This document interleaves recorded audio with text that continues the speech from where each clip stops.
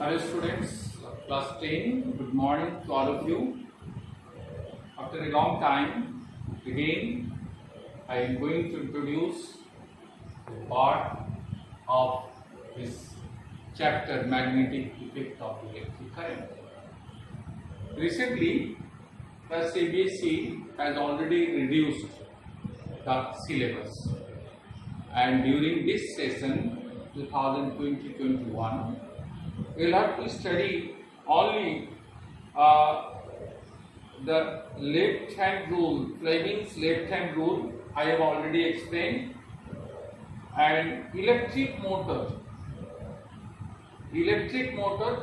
I am going to describe today your electric motor, only direct current electric motor you will have to study, and next topic will be electromagnetic induction and induced potential difference, induced current, and Fleming's right hand rule, and that's all. You did not study anything more in this chapter, magnetic effects of current. Only a few topics are left. This one, the direct current electric motor, I am going to explain today. Next topic, you will have to study electromagnetic induction with Faraday's experiment, induced potential difference and induced current, and Fleming's right hand rule. And in this way, this chapter will be completed. And the next one, you will have to study the natural phenomena. In natural phenomena, you have to study about reflection of light, and also the spherical mirrors, convex and concave, formation of images through the concave and convex mirror, and reflection and laws of refraction, refractive index you will have to study, and the reflection of light by spherical lenses and images formed by the lenses, convex lens, concave lens, its magnification of mirror, spherical mirror you have to study, and also the magnification of the power of lens. At the same time, reflection of light through a prism, and the dispersion of light, the scattering of light, and applications in daily life. And in this way, up to this, you will have to study. So the syllabus in different subjects have been greatly reduced by Central Board of Secondary Examination. So my today's topic in this chapter, magnetic effects of electric current, we will have to study about electric motor. Electric motors are of two types. One, AC motor uses as AC supply, example motor of a fan, and number two, DC motor uses as DC supply, that is direct current supply motors, and the battery operated toys. So according to your syllabus, you will have to study about direct current motors, and this motor is based on this principle. This motor is based on the principle that when a current carrying conductor capable of moving freely in a magnetic field experiences a force and begins to move in the direction given by Fleming's left hand rule. Therefore, the principle of direct current motor, it is clear that this device is based on the principle when a current carrying conductor capable of moving freely in a magnetic field that experiences a force and begins to move in the direction in which direction? The direction given by Fleming's left hand rule. And Fleming's left hand rule I have already explained. Stretch your middle finger, forefinger and thumb finger in such a way that all these three fingers are mutually perpendicular to each other. You can see, if you extend this one, this is perpendicular to this one. This is, if it is extended to this and extended this one, it is also perpendicular to this one. So, each and every one are mutually perpendicular to each other. Then, the middle finger indicates the direction of current. Forefinger gives the direction of magnetic field and the thumb finger gives the direction of force, experience. So, on the basis of this principle, the direct current motor is constructed. For the construction of direct current motor, we need four important components. Number one, armature coil. Number two, strong magnets, strong field magnets. Number three, split rings or half rings. Number four, carbon bushings.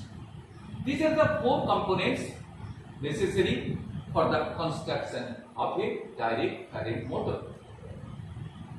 You can see the figure in your textbook, and so far the armature coil is concerned, it consists of a large number of turns of coils, consists of a large number of a rectangular coil ABCD,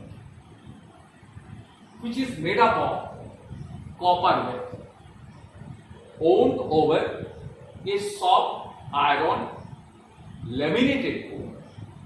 So in this way, the armature coil consists of a large number of a rectangular coil ABCD made up of copper wire wound over a soft laminated iron core.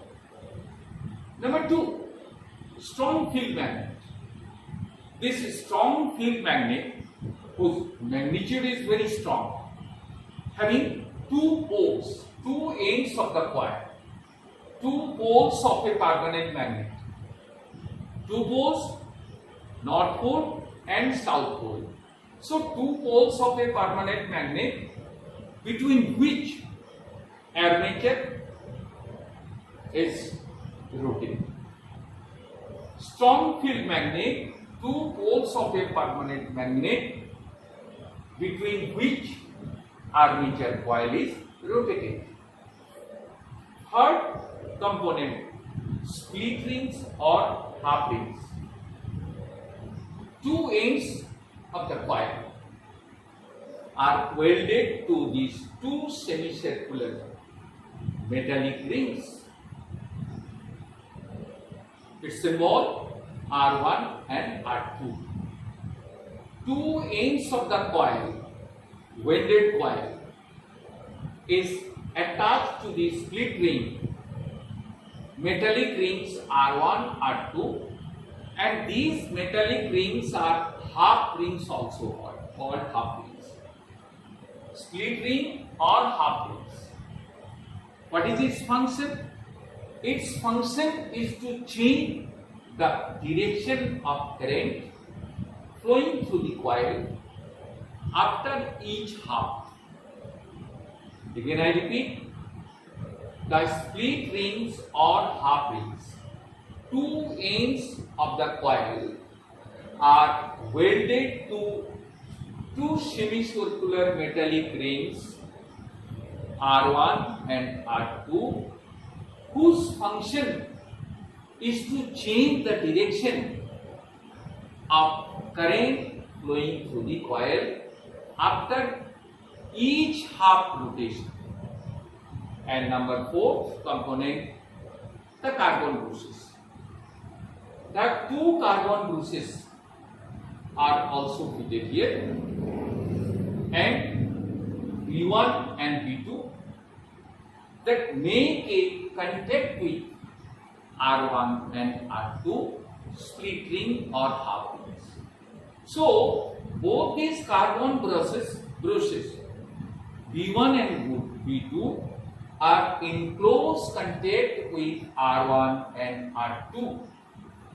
This split ring or half ring R1 and R2 and the carbon brushes B1 and B2 are referred to as split ring commutators.